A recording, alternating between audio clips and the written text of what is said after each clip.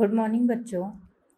Class 6th fourth medium Hindi व्याकरण पाठ 1 भाषा और व्याकरण अभ्यास कार्य क दिया है आपको। सही विकल्प का चयन कीजिए। पहला दिया है सभी बोलकर या लिखकर प्रकट किए जाते हैं। पहला ऑप्शन है विचार और दूसरा है भाव। सही उत्तर होगा विचार। भाषा रूपों में पाई जाती है।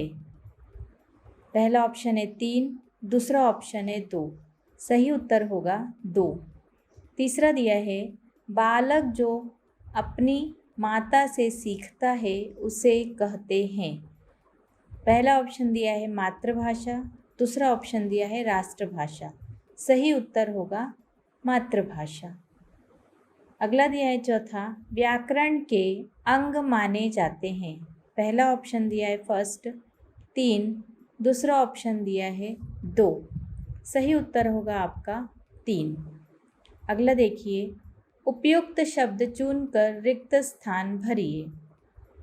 पहला दिया है किसी भाषा को लिखने की विधि को कहते हैं, क्या कहते हैं? देवनागरी।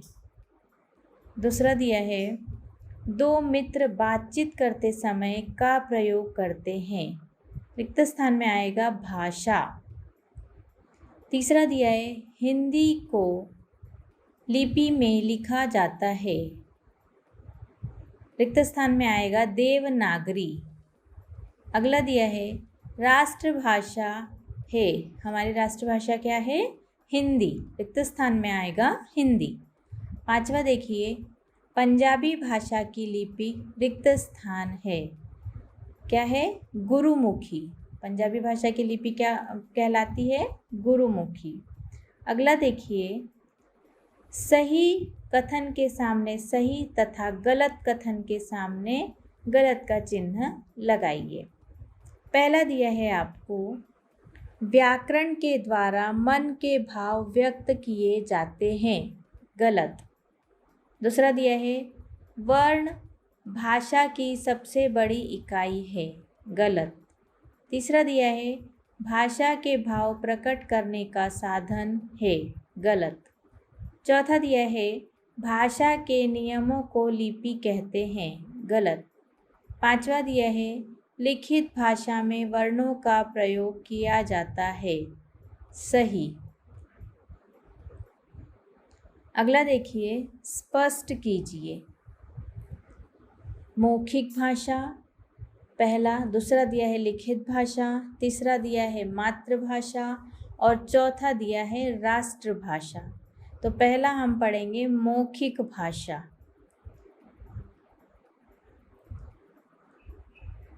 जब हम अपने भाव या विचार मुख से बोलकर प्रकट करते हैं तो भाषा का यह रूप मौखिक होता है। इसे ही मौखिक भाषा कहते हैं।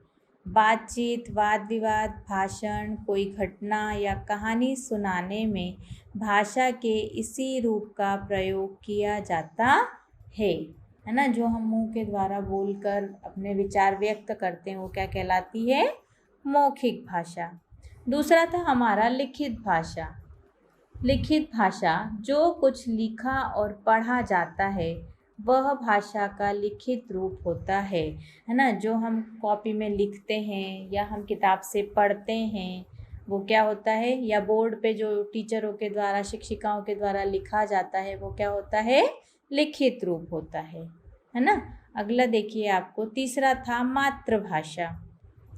मातृभाषा बालक अपने परिवार अथवा माता से जो सीखता है उसे मातृभाषा कहते हैं। अगला था आपका लास्ट राष्ट्रभाषा। कोई भाषा विकसित होते होते जब इस स्थिति में पहुंच जाती है कि संपूर्ण राष्ट्र के अधिकांश लोग दैनिक जीवन में उसका व्यवहार करने लगते हैं तो वह भाषा राष्ट्रभाषा का स्थान ले लेती है। हमारे देश की राष्ट्रभाषा हिंदी है। क्या है हमारे देश की राष्ट्रभाषा? हिंदी। आगे देखिए अगला दिया है आपको, निम्नलिखित भाषाओं की लिपियों के नाम लिखिए। पहला दिया है हिंदी। हिंदी की लिपि है देवनागरी लिपि। उसके बाद दिया है उर्दू। उर्दू की लिपि है फारसी लिपि। उसके बाद दिया है पंजाबी। पंजाबी की लिपि है गुरुमुखी लिपि।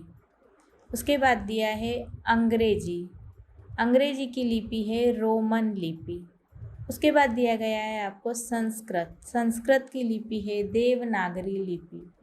उसके बाद दिया है मराठी। मराठी की लिपि है देवनागरी लिपि। अगला क्वेश्चन दिया है, व्याकरण के निम्नलिखित अंगों से क्या कार्य है, के क्या कार्य है। पहला दिया है वर्ण विचार। इसके अंतर्गत वर्ण, उनके उच्चारण व लिखने की विधि तथा प्रयोग आदि पर विचार किया जाता है। अगला दिया है दूसरा शब्द विचार। इसमें शब्दों की रचना, उनके भेद तथा प्रयोग आदि पर विचार किया जाता है। तीसरा दिया है वाक्य विचार। इसके अंतर्गत वाक्य के अंग तथा उसके भेद आदि पर विचार किया जाता है। ये क्या थे हमारे व्याकरण के अंगों के कार्य। अगला दिया है आपको, निम्नलिखित प्रश्नों के उत्तर दीजिए। प्रश्न नंबर 1 है, भाषा किसे कहते हैं। भाषा वह साधन है जिसके द्वारा हम अपने विचार बोलकर या लिखकर दूसरों के सामने प्रकट करते हैं तथा दूसरों के विचार समझ पाते हैं। उसे क्या कहते हैं, भाषा। अगला देखिए क्वेश्चन है अगला, बोली किसे कहते हैं। दूसरा क्वेश्चन क्या है हमारा, बोली। बोली किसे कहते हैं। सामान्य भाषा के क्षेत्रीय रूप को बोली कहते हैं। तीसरा देखिए, लिपि से आप क्या समझते हैं। प्रत्येक भाषा में अनेक ध्वनियाँ होती है। उन ध्वनियों को लिखित रूप देने के लिए कुछ चिन्ह निर्धारित कर लिए जाते हैं। उन ध्वनि चिन्हों को जिस रूप में लिखा जाता है उसे लिपि कहते हैं।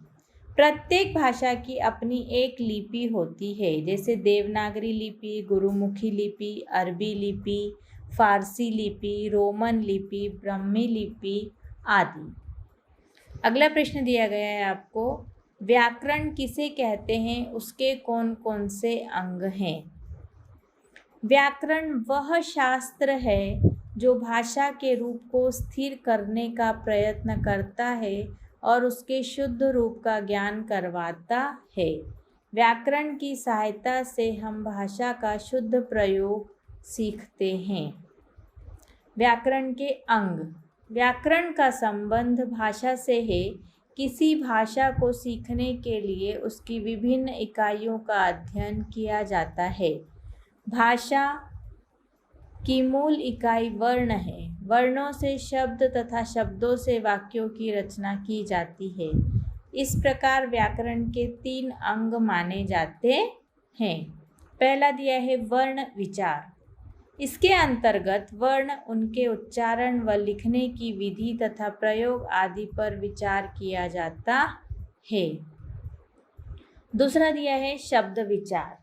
इसमें शब्दों की रचना, उनके भेद तथा प्रयोग आदि पर विचार किया जाता है। तीसरा दिया है वाक्य विचार।